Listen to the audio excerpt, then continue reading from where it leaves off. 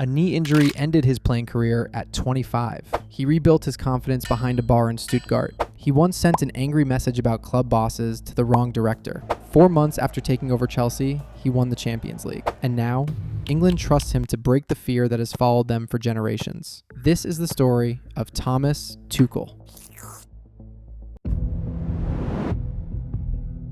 June 17th, 2026.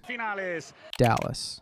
England begin their World Cup against Croatia, and in the 12th minute, Thomas Tuchel gets an almost perfect start. Noni Madueke bursts into the box, wins a penalty. Harry Kane steps up to the ball, and Dominik Livakovic saves it. The stadium freezes, but VAR brings England back into the moment. Livakovic came off his line too early, Gvardiol entered the penalty area too soon, and the kick has to be retaken. Kane steps up again and scores. England are ahead, and what does the team do after that? They start backing away. Stones can't properly step up into midfield, Anderson is late, and Batterina equalizes. Then Kane puts England back in front after Rice's corner, but before the break, the defense switches off again. Perisic wins the duel, Musa shoots, 2-2. The first half looks like a short encyclopedia of English fears.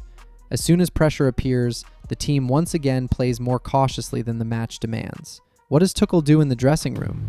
Does he shout? Does he change the system? Later, Kane will retell his speech. He told us to take the shackles off, calm down, and just go forward. He asked, "What's the worst that can happen? Show the world who we can be." In the second half, we came out at full power, and they just couldn't handle it. 2 minutes after the break, Bellingham scores the third. Then Tuchel brings on Saka, Rashford, and Rodgers. In the 85th minute, Saka finds Rashford. 4-2. But why was it this German who had to cure England's fear? The answer begins in Krumbach, where even as a child, Tuchel behaved as if any chaos on the pitch had to be put in order. And one day, he would send an angry message to the wrong person, and that episode explains why he is so difficult to work with. But we will come back to that. Thomas Tuchel was born on August 29, 1973, in Krumbach. His father, Rudolf, was a water resources engineer and his son's first coach at TSV Krumbach. His mother, Gabrielle, was involved in public life as a local counselor. The family was respected, and Thomas grew up in a world of order. At the age of 9, he listed his interests in a school album: swimming, football, ABBA, AC/DC, and homework. His favorite song was Words Don't Come Easy. Funny, if you know that later, words would come to him far too easily, especially when a player was in the wrong position. His peers remembered that even during volleyball in the yard, Tuchel rearranged his teammates and criticized them for breaking the geometry. At 14, he became captain of the Simpert-Kramer gymnasium team and won the German school's championship. He was not a coach yet, but he already thought like one. As a footballer, he was not a star. His time at the Augsburg Academy ended with his release at 19. At Stuttgarter Kickers, he barely played. At SSV Ulm 1846, he found stability. But at 25, his career was broken by cartilage damage and chronic problems with the patellar tendon. What does a footballer do when football disappears too early?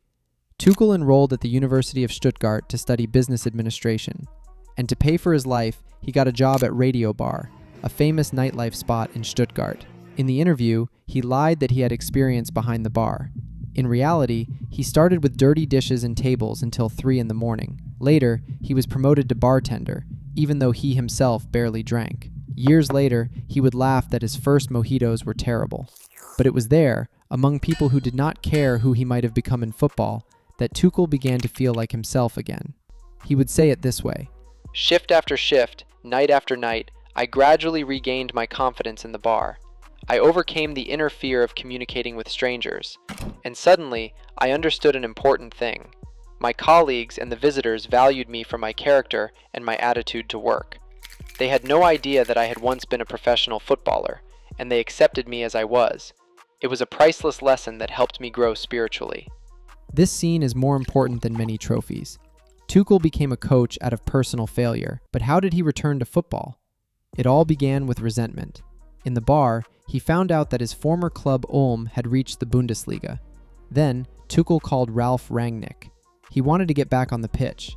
Instead, he received the question that changed his entire life. Rangnick allowed Tuchel to train with Stuttgart's second team, but the knee quickly reminded him that there would be no comeback. Then, Rangnick suggested that he try working with the youth players. What do you think Tuchel did? He quickly understood. Coaching gave him more control than playing. He was not interested in repeating textbook drills. He was interested in a different question. What happens to a player if you take away the familiar solutions?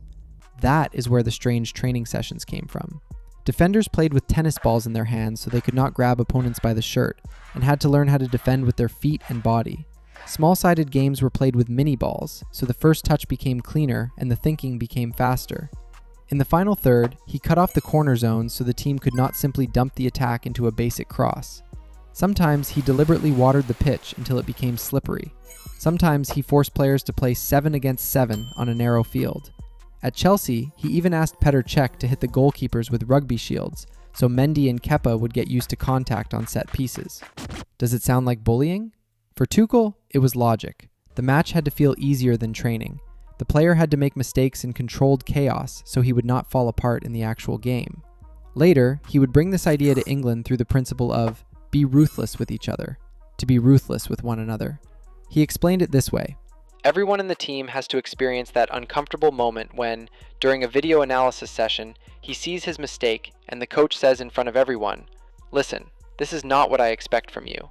It is always done with respect, but we have no right to criticize players only individually in quiet rooms. The whole team has to hear this information and understand that their teammate is capable of handling the pressure. For players, that kind of honesty often helps, but for club executives, not always. If a man reacts like this to mistakes on the pitch, how will he react to decisions from a director that he believes are wrong? We will see the answer in Dortmund, and that is where the angry message will appear. Tuchel arrived at Dortmund after Jurgen Klopp, and that was an almost impossible job.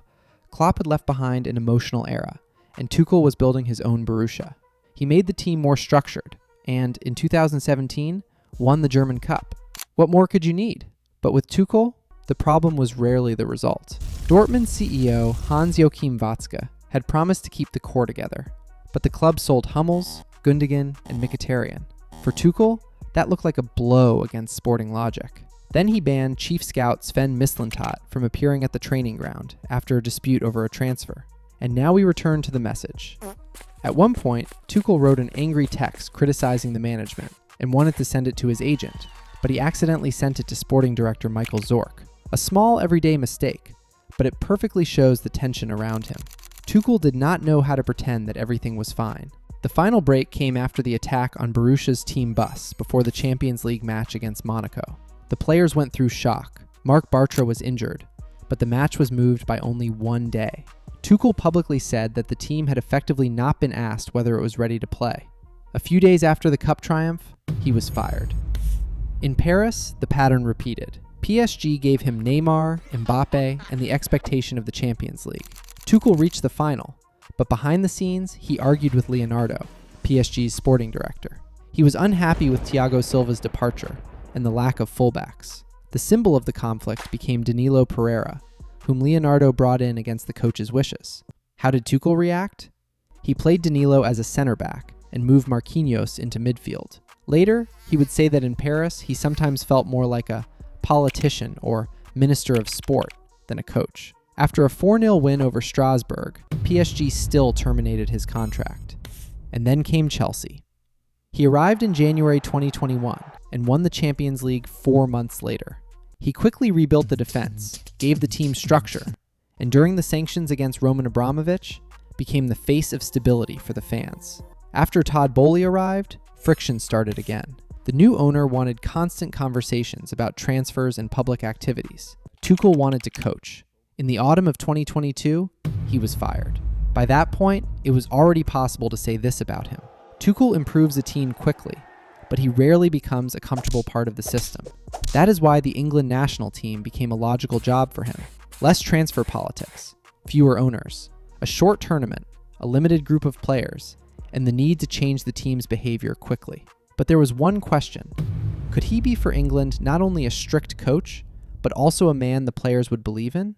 The answer is partly hidden in a story Tuchel almost never used for his own PR. It is easy to imagine Tuchel as a cold, tactical fanatic. He speaks directly, demands a lot, argues with executives, and forces players to look at their mistakes in front of the whole team. But there is a story that breaks this too simple image. In Paris, Tuchel found out that the child of his Filipino housekeeper had a serious heart defect. How did he react? He paid for the entire complicated operation. And before leaving PSG, he bought her and her family a villa in her homeland. This episode matters. Tuchel is not just a man of control. He remembers what it feels like to be in a helpless position. Perhaps that is why his toughness does not always come from coldness. Sometimes, it comes from the belief that people cannot be saved by illusions. Off the paint, he has a university degree in business administration, speaks several languages, and is interested in architecture and design. He calls himself an imperfect vegetarian. He watches his diet, but does not turn nutrition into a cult. Now we return to Dallas. Why did his halftime speech work? Because it was not random motivation. For Tuchel, taking the shackles off is not just a slogan. His whole life, he fought against those kinds of shackles. Against injury, against the fear after his career ended, against club politics, against players' habits that stopped them from becoming better. In the first half against Croatia, England once again showed the old habit, stepping back after success. In the second half, they played as if they were ready to take a risk. The problems did not disappear. Rice went off with discomfort, Stones was suffering from cramps near the end of the match, and the defense was still giving up space. But for Tuchel, this is not a catastrophe. It is material. He is not afraid of uncomfortable video analysis sessions. His entire method is built on confronting the mistake. The question is different. Can England withstand a coach like this? And can Tuchel himself manifest a country that turns every match into a national referendum? The England national team became an almost perfect experiment for Tuchel. At clubs, he often burned out because of politics. With a national team, everything is simpler and more brutal. A few weeks, one dressing room, and a series of matches with no right to hide behind the process. England have Kane, Bellingham, Saka, Foden, Rashford, Rice, and Stones.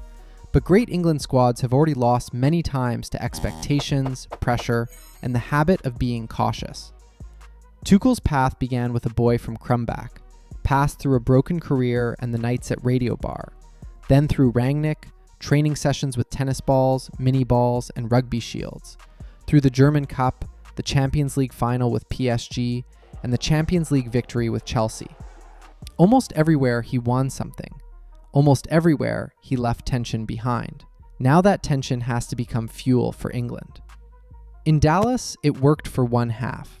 That is not enough for a title, but it is enough to understand the idea. Tuchel is not trying to make the national team more pleasant. He is trying to make it more honest with itself. And if this tournament ends in success for England, people will remember the halftime break against Croatia, when a German coach looked at a team that had once again started to fear its own courage and asked a simple question. What's the worst that can happen? For England, the answer to that question has always been too heavy. Tuchel came to force them to finally say it out loud.